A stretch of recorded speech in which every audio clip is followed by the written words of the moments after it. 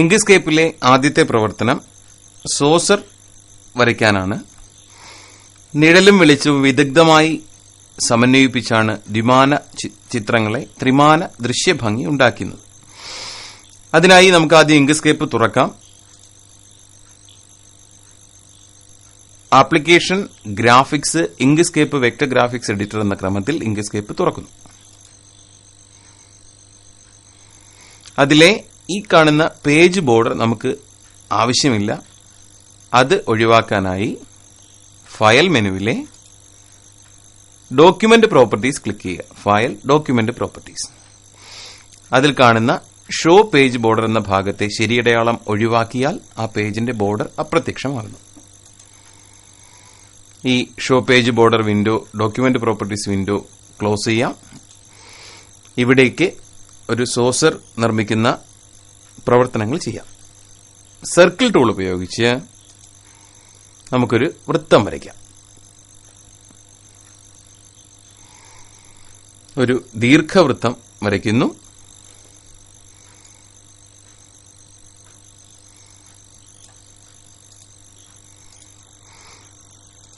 Circle tool ഉപയോഗിച്ചൊരു ദീർഘവൃത്തം വരയ്ക്കുക. ആ വൃത്തത്തിന് ഒരു നിറം നൽകുക.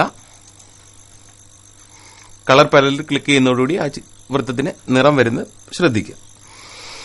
ഈ ചിത്രത്തിന് ഗ്രേഡിയന്റ് നൽകണം. ഗ്രേഡിയന്റ് നൽകാനായി ഒബ്ജക്റ്റ് മെനുവിലെ ഫിൽ ആൻഡ് സ്ട്രോക്ക് ക്രമത്തിൽ ക്ലിക്ക് ചെയ്തോ ടൂൾ മെനുവിലെ താഴെയുള്ള ആരോ മാർക്കിൽ ക്ലിക്ക് ചെയ്ത് ഗ്രേഡിയന്റ് ഓപ്ഷനിൽ ക്ലിക്ക് ചെയ്തോ നമുക്ക് ഗ്രേഡിയന്റ് നൽകാം. ഇപ്പോൾ നമുക്ക് ഒബ്ജക്റ്റ് മെനുവിലെ ഫിൽ ആൻഡ് സ്ട്രോക്ക് ക്രമത്തിൽ ആ ജാലകം തുറക്കാം. Object, fill and stroke. എന്താണ് ഫില്ലും സ്ട്രോക്കും എന്ന് നോക്കിയാൽ, ഇങ്ക്സ്കേപ്പിൽ വരയ്ക്കുന്ന ഒബ്ജക്റ്റുകൾക്ക് നിറം നൽകാനും നിറം ഒഴിവാക്കാനും ഈ ജാലകത്തിന്റെ സങ്കേതങ്ങൾ ഉപയോഗിക്കാം. നിറം ഒഴിവാക്കൽ, നിറം നൽകൽ, linear gradient, radial gradient, opacity, blur എന്നിവയ്ക്കുള്ള സങ്കേതങ്ങൾ ഫിൽ ആൻഡ് സ്ട്രോക്ക് ജാലകത്തിലുണ്ട്. സ്ട്രോക്ക് പെയിന്റ് ടാബിലെ സൗകര്യങ്ങൾ ഉപയോഗിച്ച് ഒബ്ജക്റ്റിന്റെ പരിധി അടയാളപ്പെടുത്തുന്ന സ്ട്രോക്കിന് നിറം നൽകാനും അനുബന്ധ മാറ്റങ്ങൾ വരുത്താനും സാധിക്കും. ഇപ്പോൾ 3 പ്രധാന ടാബുകൾ നമുക്കിവിടെ കാണാം. Fill, stroke paint, stroke style. അവയിലെ വ്യത്യാസങ്ങൾ വരുത്തിയും താഴെ ബ്ലർ, ഒപ്പാസിറ്റി എന്നിവയിൽ മാറ്റം വരുത്തിയും നമുക്ക് ചിത്രങ്ങളിലെ നമുക്ക് ആവശ്യമുള്ള മാറ്റങ്ങൾ വരുത്താൻ സാധിക്കും. ഇപ്പോൾ ഫിൽ ആൻഡ് സ്ട്രോക്ക് ജാലകത്തിൽ നമുക്കവിടെ ആ ഫില്ലിന്റെ പ്രത്യേകത കാണാം. സ്ട്രോക്ക് നൽകിയിട്ടില്ല, അതുകൊണ്ടാണ് സ്ട്രോക്ക് ജാലകം ഇനാക്റ്റീവായിട്ട് കാണുന്നത്. ഫിൽ ജാലകത്തിൽ നിന്നും നമുക്ക് വേണ്ടത് ഒരു റേഡിയൽ ഗ്രേഡിയന്റ് ആണ്. അതിനായി ഫിൽ ജാലകത്തിലെ റേഡിയൽ ഗ്രേഡിയന്റ് ക്ലിക്ക് ചെയ്യുക. ഇപ്പോൾ അവിടെ ആ ചിത്രത്തിന് വന്നിരിക്കുന്ന മാറ്റം ശ്രദ്ധിക്കുക. റേഡിയൽ ഗ്രേഡിയന്റ് ക്ലിക്ക് ചെയ്യുന്നു. ആ ഗ്രേഡിയന്റിന് നമുക്ക് ആവശ്യമുള്ള മാറ്റം വരുത്താനായി താഴെയുള്ള ടൂളിൽ നിന്നും ഗ്രേഡിയന്റ് ടൂൾ സെലക്ട് ചെയ്യുക. ഗ്രേഡിയന്റ് ടൂൾ സെലക്ട് ചെയ്യുമ്പോൾ 3 നോഡുകൾ നമുക്കവിടെ കാണാം. അതിലെ മധ്യത്തെ നോഡിൽ ക്ലിക്ക് ചെയ്ത് ഗ്രേഡിയന്റ് പൊസിഷൻ മാറ്റം വരുത്താം. അവയിൽ ക്ലിക്ക് ചെയ്ത് തന്നെ നമുക്ക് ആവശ്യമുള്ള നിറങ്ങളും നൽകാം.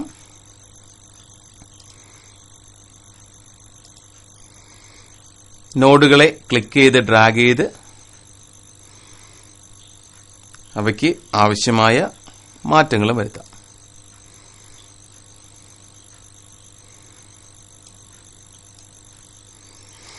ഇപ്രകാരം ഗ്രേഡിയന്റ് ആവശ്യത്തിനായി ക്രമീകരിക്കുക.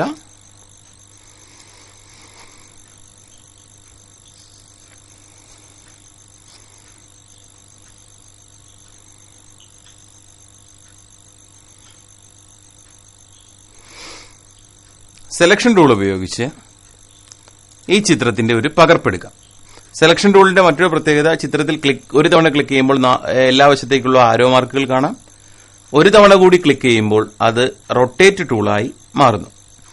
ഇപ്പോൾ സെലക്ഷൻ ടൂളിൽ നിർത്തിയ ശേഷം എഡിറ്റ് മെനുവിലെ ഡ്യൂപ്ലിക്കേറ്റ് ക്രമത്തിൽ ചിത്രത്തിന്റെ ഒരു പകർപ്പെടുക്കാം. Edit duplicate. അതിനുശേഷം എല്ലാ വശത്തു നിന്നും ക്ലിക്ക് ചെയ്ത് ഡ്രാഗ് ചെയ്ത് അത് പുതിയതായി വന്ന ചിത്രത്തിനെ, ഇപ്പോൾ 2 ചിത്രങ്ങൾ നമുക്കിവിടെ ലഭ്യമാണ്. പുതിയതായി വന്ന ചിത്രത്തിനെ പഴയ ചിത്രത്തിന്റെ മധ്യത്തായി ക്രമീകരിക്കാം.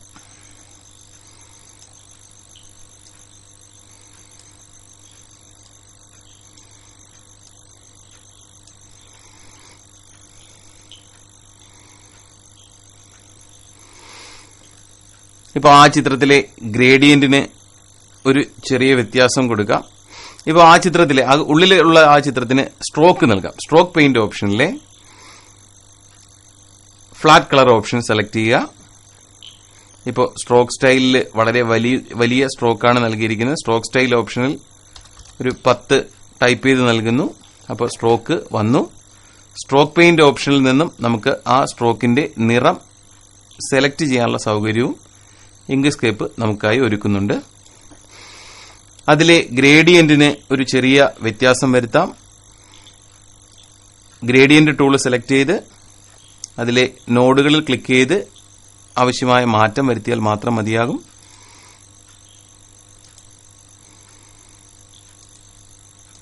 ഇപ്പോൾ ഇപ്രകാരം ഒരു ചെറിയ മാറ്റം വരുത്തുന്നു. അതിനുശേഷം സെലക്ഷൻ ടൂൾ ഉപയോഗിച്ച് പുറത്തെ ചിത്രത്തിൽ ക്ലിക്ക് ചെയ്ത് അതിന്റെ ഒരു പകർപ്പ് കൂടി എടുക്കുന്നു.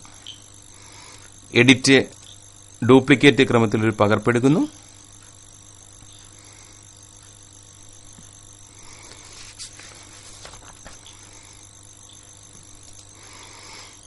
ആ ചിത്രത്തിന്റെ വലിപ്പം കുറയ്ക്കുക.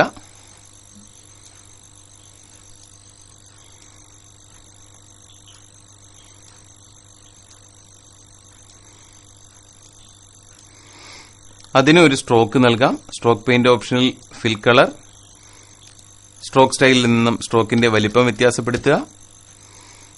ഇതിനെ താഴെയായി ക്രമീകരിക്കണം. ഒബ്ജക്റ്റിനെ കുറച്ച് താഴേക്ക് കൊണ്ടുവന്ന ശേഷം ഒബ്ജക്റ്റ് മെനുവിലെ സെലക്ഷൻ നിൽക്കുമ്പോൾ ഒബ്ജക്റ്റ് മെനുവിലെ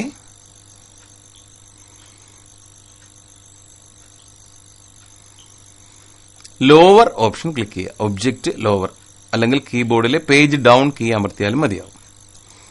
ഇപ്പോൾ ഒരു സ്റ്റെപ്പ് പുറകിലേക്ക് പോയി, ഒരു സ്റ്റെപ്പ് കൂടി പുറകിലേക്ക് പോകണം. ഒബ്ജക്റ്റ് ലോവർ ക്രമത്തിൽ ക്ലിക്ക് ചെയ്ത് ആ ഒബ്ജക്റ്റിനെ കുറച്ച് താഴെയായി ക്രമീകരിക്കുന്നു.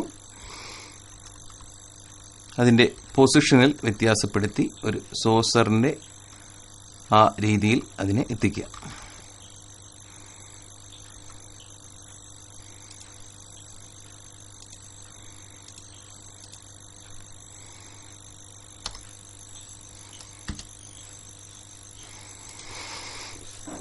ഇപ്പോ 3 വൃത്തങ്ങൾ വരച്ച് നമ്മളൊരു സോസർ തയ്യാറാക്കിയിരിക്കുന്നത് ശ്രദ്ധിക്കുക. ഇത് 3 ദീർഘവൃത്തങ്ങളാണ്. ഇവ 3 ഇപ്രകാരം നമുക്ക് 3ആയി മാറ്റിവെക്കാനും അവ 3 എന്ന് മനസ്സിലാക്കാനും കഴിയും. കൺട്രോൾ Z ബട്ടൺ ഉപയോഗിച്ച് അൺഡു ചെയ്യാൻ കീബോർഡ് ഷോർട്ട്കട്ട് ലഭ്യമാണ്. എഡിറ്റ് മെനുവിലും അൺഡു ഓപ്ഷൻ ലഭ്യമാണ്.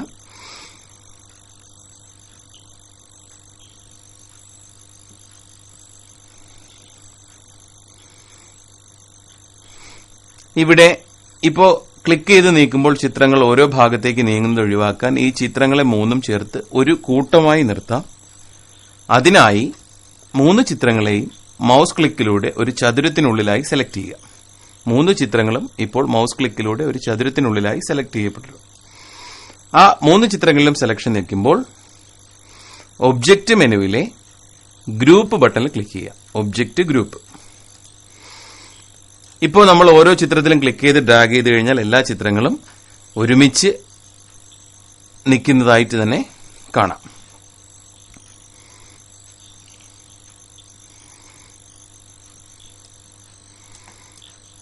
ഈ ചിത്രത്തെ നമുക്ക് സേവ് ചെയ്യാം. ചിത്രം സെലക്ട് ചെയ്ത ശേഷം ഫയൽ, സേവ് ക്രമത്തിൽ ക്ലിക്ക് ചെയ്യുക.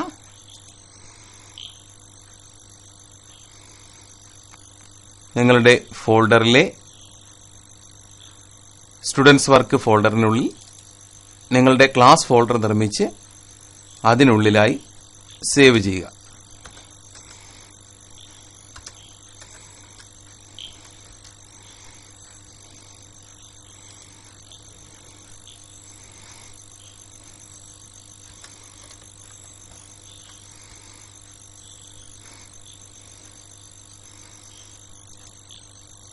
ചിത്രം സേവ് ചെയ്യുന്നു. നമുക്ക് ആ ഫോൾഡറിനുള്ളിൽ ആ ചിത്രത്തെ ഒന്നുകൂടി ഉറപ്പുവരുത്താം. അതിനുശേഷം അടുത്ത പ്രവർത്തനത്തിലേക്ക് കടക്കാം. ഇപ്പോൾ നമുക്കിങ്ങനെ ഇപ്രകാരം സോസർ തയ്യാറാക്കാം.